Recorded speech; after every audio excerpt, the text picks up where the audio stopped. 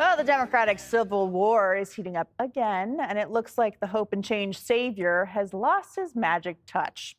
Charlemagne the God and Whoopi Goldberg are giving Barack Obama a major slapdown after the former president dropped some hard truths on his party, telling them to toughen up and do a little less whining and being in the fetal position in the fight against President Trump. This has not been about Democrats laying back. Democrats have been angry at what this man tried to do the last time. They've been angry this time. So with much due respect to you both, I believe you are pointing the finger at the wrong person when you say Democrats. It's mind-boggling to me when I hear people like President Obama say things that regular, everyday people been saying for years. I can give countless examples of Democrats needing to show a spine. Like, for example, they should have told Biden that he was going to be a one-term president. It wasn't up to him. Dana, does the former president need a new hobby? Because politics has not been good for him since he left the White I think House. that sometimes when former presidents do these events and they're open press or things leak, it's not good. I mean, this is also true of Joe Biden. Remember when he gave that speech and everyone was like, wow, he is not looking good. And it was at the Social Security event. Yeah. What people are looking for when they think of Obama is they want hope and change. They want to catch that magic. And they want to bottle it up and they want to distribute it to all the Democrats to make them feel better. And he's not giving them that, but that's not his job. And the thing is about when he and we talked about Mark Cuban yesterday, Obama wants to be a billionaire. He's working on it. Cuban is a billionaire. Mm-hmm. And then you have Whoopi, who, remember, she switched her endorsement from Obama to Hillary because she thought that he outsourced too many jobs. So this is kind of a long term in the making. I just think that when you are looking backwards to a former president to help you lead in the current moment, you are fighting the last battle. He doesn't know how to win the next battle. Yeah. He doesn't want to win the next battle. You have to look for somebody else. And if it's Mom Donnie, I mean, Democrats, knock yourself out. Yeah, and his political track record has not been good in terms of previous midterm elections, for example, and bringing Democrats with him. Greg? I don't blame Obama. He doesn't care. Right. He just wants to be left alone, get high on the beach, wake up, go for a walk, pass out, do it every day until he dies. That's what I would do. Let's talk about the most important experience that one has. Do you ever, when you're sitting somewhere and you see somebody wave at you and you wave and then you realize they were waving at the person behind you? Yeah. What does that feel? You have a feeling. Embarrassing. What does that feel? It's mortifying. It's your ego. That is exactly the physical embodiment of it. You don't even know what it is, but you're like, oh, nobody actually cares. Nobody really cares that happened because everybody does it. And the most successful people in the world are able to just reduce their ego so that doesn't happen to them. And they end up being able to change their minds, learn, and become successful. And they're not embarrassed when they make mistakes. I think that what you're seeing here with all these people is they're embarrassed to admit they're wrong, and they shouldn't be. You know, they're putting too much value into their ego. So when somebody says you're wrong, they go, oh, no.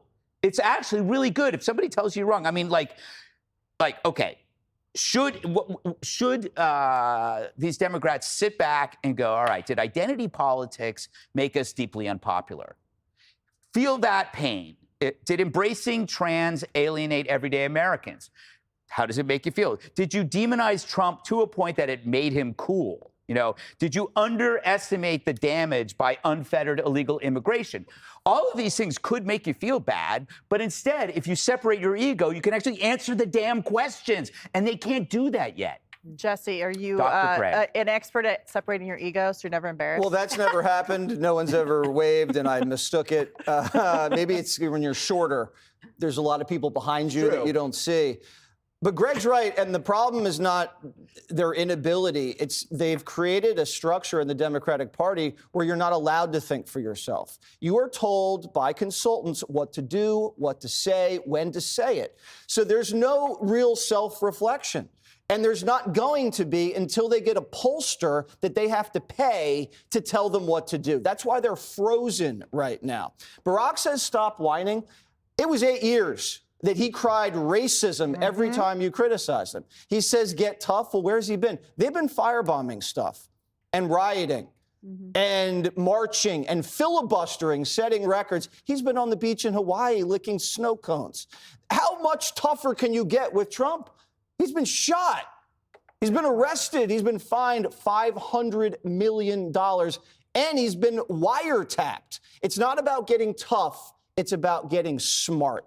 And since he lost or left in 2008, the Democrats have lost 2 of the last 3 elections, and the one they won really was because of COVID. All right, so you got to look at what happened. He's now getting tuned out because he cooed Joe, and then he took control of Kamala's campaign and ran it into the ground. That's why no one trusts this guy or listens to this guy. He told all the brothers to come out and support Kamala, and they didn't even listen to him. And so now we have him tonight on his wife's podcast, and we have this whole thing. He has rules for men. Barack Obama's rules for men. You gotta listen to what he says. Straws. It's basically have straws. Well, looking forward to that on Jesse Waters Primetime. Jessica, would you rather talk about the Democratic Civil War or the Obamas addressing speculation they're getting a divorce?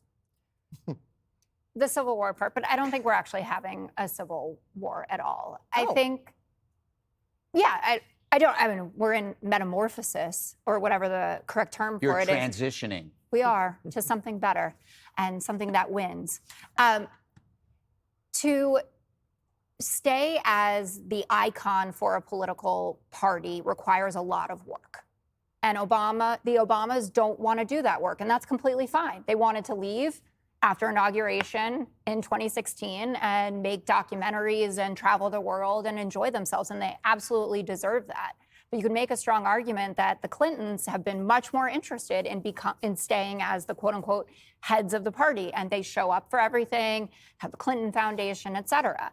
And he should just own that. He should tell, I understand he was doing a fundraiser, and it's important, we want to win the governorship for Mikey Sherrill in New Jersey. But these moments shouldn't be taken that seriously. And in a lot of ways, it clouds the next generation of leaders because everything is also comped to them. Josh Shapiro, he's Barack Obama. I'm watching John Ossoff at a rally over the weekend. He does a little bit of the Obama intonation. He has a little Bill Clinton in him. There are stars in this party who are wonderful on their own merits, like Wes Moore, Shapiro, Ossoff, Pritzker, et cetera.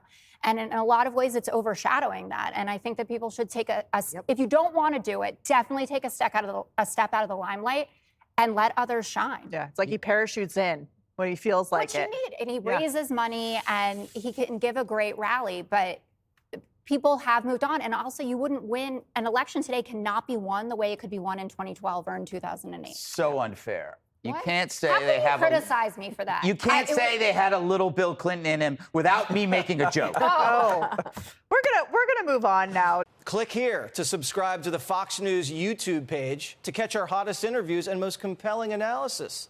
You won't get it anywhere else.